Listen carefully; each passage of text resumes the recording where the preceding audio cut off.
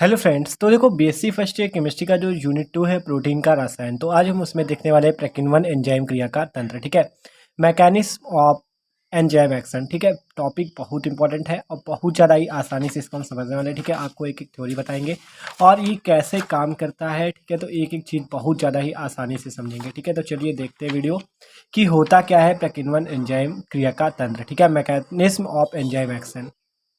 तो देखो जो मैकेनिज्म ऑफ एंजाइम एक्शन है, ठीक है, बहुत ज़्यादा मोस्ट इंपॉर्टेंट है। ये किस पर आधारित है? लॉक एंड की हाइपोथेसिस पर। ठीक है, लॉक एंड की हाइपोथेसिस पर आधारित है। ठीक है, तो लॉक एंड की क्या होता है? मतलब कि ताला और चाबी। ठीक है, लॉक एंड की हाइपोथेसिस पर आधारित है। तो बात करें लॉक एंड की पर कैसे आधारित है, तो अभी देखना, अभी आप समझ जाओगे। तो पहले देखते हैं कि एंजाइम क्या होता है। देखो एंजाइम जो होते हैं रासायनिक क्रियाओं को उत्प्रेरित करके, मतलब जो एंजाइम होते हैं वो रासायनिक क्रियाओं को उत्प्रेरित करने वाले प्रोटीन होते हैं। एंजाइम क्या होते हैं? एक प्रोटीन होते हैं जो रासायनिक अभिक्रियाओं मतलब केमिकल रिएक्शंस को उत्प्रेरित कर देते हैं। क्या कहा गया? एंजाइम रासायनिक क्रियाओं को उत्प्रेरित करने वाले प्रोटीन को कहते हैं। ठीक है, ये एक प्रकार के क्या होते हैं? जैव उत्प्रेरक। ठीक है, आपको पता है जैसे कोई भी रिएक्शन हो रही है, ठीक है, उस पर जो उत्प्रेरक का कार्य करता है, तो उत्प्रेरक से क्या होता है? अभिक्रिया बहुत तेज होने लगती है। आपने केमिस्ट्री में पढ़ा है कि मान लो कोई भी रिएक्शन हो रही है, अगर आप उसमें उपस्थिति दे दें उत्प्रेरक की, तो वो रिएक्शन क्या होती है? बहुत तेज गति से होने लगती है। तो वही कार्य है इसमें कि एंजाइम जो है रासायनिक क्रियाओं को उत्प्रेरित करने वाले प्रोटीन को कहते हैं। ठीक है, ये क्या होते हैं? एक प्रकार के जैव उत्प्रेरक होते हैं। अब आगे पढ़ो तो देखो और अच्छे से समझ में आएगा। ठीक है, टॉपिक बहुत ज़्यादा ही आसान है।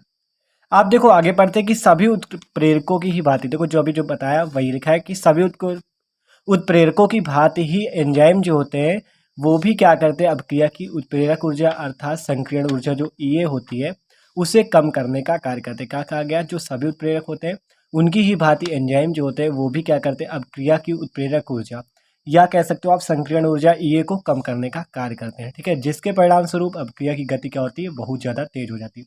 तो देखो उत्प्रेरक का कार्य होता है कि अपक्रिया की गति को तेज कर दे, अपक्रिया जो धीरे धीरे चल रही है उसे बहुत तेजी से बढ़ाने लगे। ठीक है, तो वही कार्य जो होता है वही हमारे एंजाइम भाई का होता है। ठीक है, जो एंजाइम है उसका भी यही कार्य है।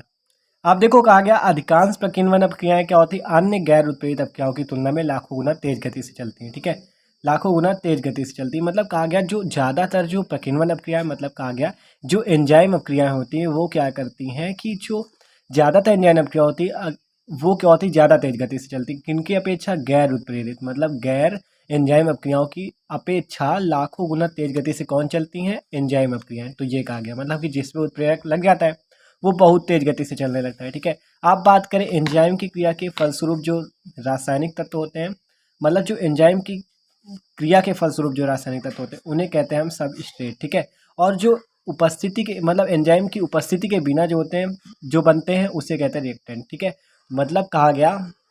ठीक है, तो एंजाइम क्रिया के जो फलस्वरूप जो तत्व बनते हैं उसे सबस्ट्रेट कहते हैं और मतलब इसकी उपस्थिति के बिना जो होते हैं वो होते हैं रिएक्टेंट। आप देखो अभी आपको बताते हैं कि सबस्ट्रेट और रिएक्टेंट क्या है। देखो आप बात करें जैसे ये एंजाइम है, ठीक है, मान लो ये एंजाइम है, अभी आपको समझाने के लिए बताया जा रहा है ये एंजाइम है। ठीक है, आप देखो इस पे ये होता है सबस्ट्रैक्ट, केवल सबस्ट्रेट होता है। ठीक है, सबस्ट्रैक्ट जो होता है इस पे क्या होता है? जब ये इससे क्रिया करता है तो क्या करता है? एंजाइम और सबस्ट्रेट कॉम्प्लेक्स बनता है, मतलब वो दोनों जुड़ जाते हैं। देख सकते हो ऐसे जुड़ जाते हैं। जैसे अगर ताले चाबी की बात करें तो जो ताला और चाबी होता है उसमें क्या होता है? यहाँ पे चाबी जब लग जाती है, जब चाबी लगाओगे तो क्या होता है? ताला खुल जाता है। और तो वही बताया गया, जब देखो अभी ताला ये है, ये चाबी है, लॉक एंड की बात हो रही, इस पे जब चाबी लग गई तो पूरा ताला खुल गया, मान लो उत्पाद बन जाता है। ठीक है, और ये चाबी आपकी फिर से अलग हो जाती है। तो वही बात हो रही, देखो एंजाइम था, एंजाइम में सबस्ट्रेट लगा, मतलब कि जो एंजाइम सबस्ट्रेट क्या होता है? अभी आपको बताया गया कि एंजाइम क्रिया के फलस्वरूप जो रासायनिक तत्व होते हैं, ठीक है, वो क्या कहलाते हैं? सबस्ट्रेट। ठीक है, आप देखो जब इनकी क्रिया हुई तो क्या बना? Enzyme substrate complex.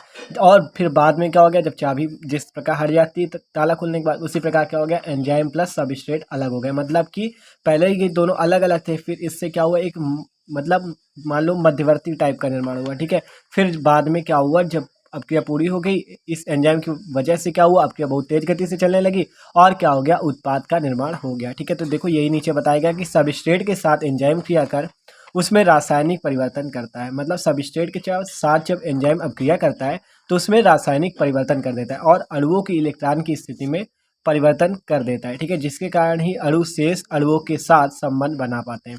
एंजाइम जब सबस्ट्रेट के संपर्क में आते हैं तो उनमें गड्ढे बन जाते हैं।